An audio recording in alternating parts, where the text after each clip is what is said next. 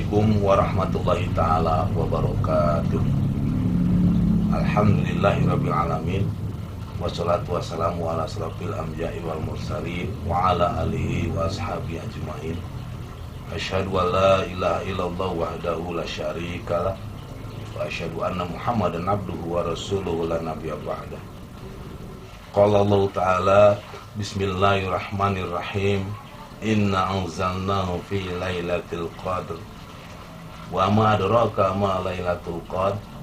Lailatul qadr khairun min alfi syahrin tanazzalul malaikatu waruhu fiha bi'idzni rabbihim min kulli amrin salamun hiya hatta matla'il fajr. Hadirin rahimakumullah, dimanapun Anda berada yang masih mantengin channel RRN TV, mudah-mudahan semuanya dalam keadaan sehat walafiat dan dalam rahmat Allah Subhanahu wa taala. Malam-malam Ramadan itu semuanya adalah malam yang istimewa. Jadi apabila kita berbakti kepada Allah, beribadah kepada Allah di malam-malam tersebut, ada hal-hal istimewa yang akan kita dapatkan ketika malam itu.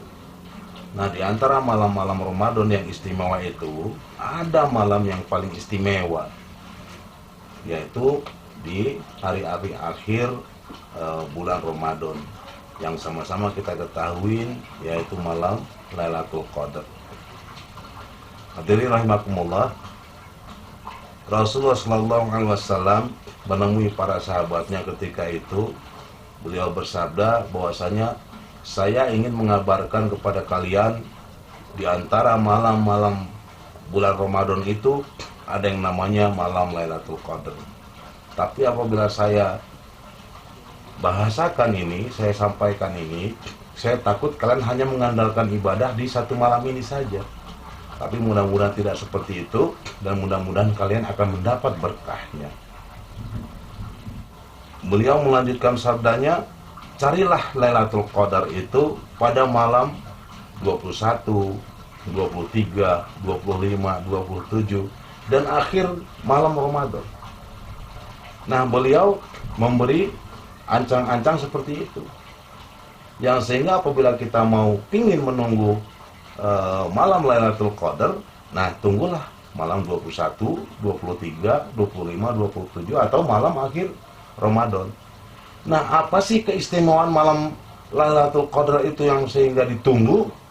Semuanya juga sudah memahami bahwasanya siapapun yang bangun pada malam itu beribadah dengan ikhlas karena iman, mengharap pahala dari Allah Subhanahu wa taala, akan diampunin dosa-dosanya terdahulu. Sebab malam itu peribadatan kita akan lebih baik ketika kita beribadah 1000 bulan lamanya. Hadirin rahimakumullah, Rasulullah SAW menggambarkan bahwasanya ketika telah terjadinya malam Lailatul Qadar itu, pagi harinya itu tidak terasa panas, tidak terasa dingin, dalam arti kata sejuk. Nah, itu gambaran setelah terjadinya malam Lailatul Qadar. Nah, adapun malamnya itu gambarannya tidak begitu jelas diberikan oleh Rasul, cuma kita disuruh menunggu ketika malam yang telah disebutkan tadi.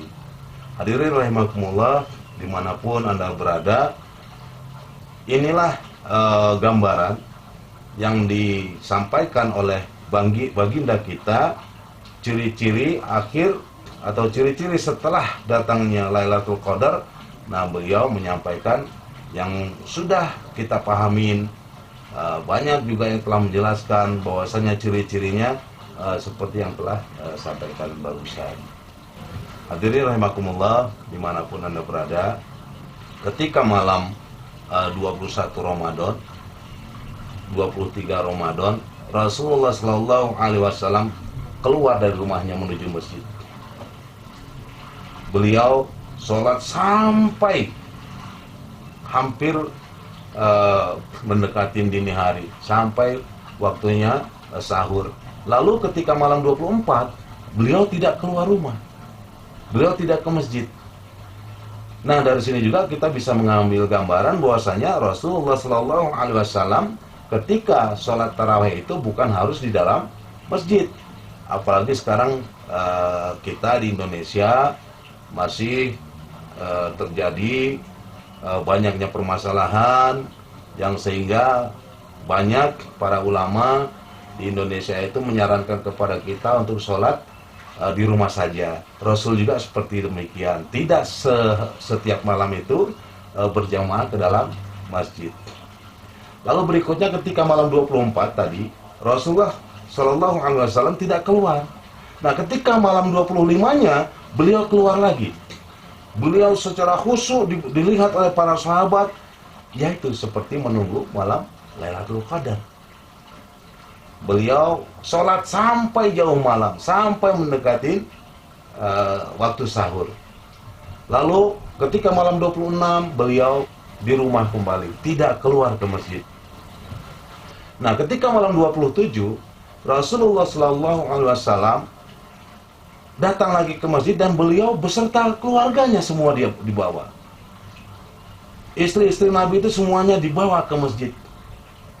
Sholat bersama di masjid. Kalau bahasa kita saat ini, sholat tarawih bersama-sama di masjid. Lalu secara khusyuk berzikir di dalam masjid. Sampai yang menyaksikan ketika itu Abu Dzar Al-Ghifari, sampai beliau itu mengkhawatirkan ini nggak akan sahur ini nggak akan sahur ini. Sudah mau mendekatin waktu subuh. Yang sehingga itulah Rasulullah SAW menunggu malam Lailatul Qadar. Nah, berikutnya malam 28 Rasulullah SAW tidak hadir di masjid. Beliau sholat di rumah. Malam 29-nya beliau juga datang ke masjid beserta para keluarganya untuk menunggu malam Lailatul Qadar. Hadirin rahimakumullah, dimanapun Anda berada, ini sebagai gambaran bagi kita semua. Rasulullah Shallallahu Alaihi Wasallam yang sudah dijamin surganya saja, beliau masih mau menunggu, masih mau capek-capek bangun malam untuk menunggu yang namanya malam Lailatul Qadar. Bagaimana dengan kita? Apakah ketika malam-malam yang diinformasikan, yang diberitakan, yang kita disuruh tunggu oleh Nabi malam 21, 23, 25, 27 atau malam akhir Ramadan itu, kita mau menunggunya apa kita mau tidur-tidur saja?